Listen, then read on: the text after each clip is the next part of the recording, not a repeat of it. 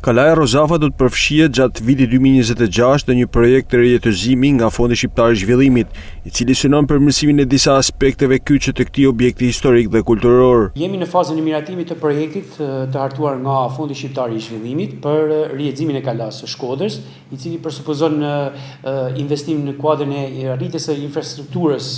pritse për turistët, dhe mas miratimit ai pastaj do ketë faza e tenderimit dhe gjatë 2026 do jetë edhe faza e implementimit të këtij investimi. Projekti parashikon ndërhyrje në hapësirat e parkimit, një ristikën orientuese si dhe në restaurimin e muzeut të Kështjellës. Duke filluar që nga sistemi i parkimit poshtë në pjesën e ulët të kodrës së kalas, duke sjell një sistemim të rregullt të këtij parkimi për autobuset, por edhe për veturat, furnizimin me ujë të pijshëm të kalas nëpërmjet rrjetit udhëhesit të qytetit, çka do rriste edhe investimet për sa i përket njëve hidrosanitare në Kala dhe gjithë problematikave që ne duhet i plotësojmë si kushte, si kritere, si parametra, si njësit i vizitueshmërisë së lartë, siç është Kalaja e Shkodrës. Po ashtu edhe infrastrukturë mbrojtëse për turistët,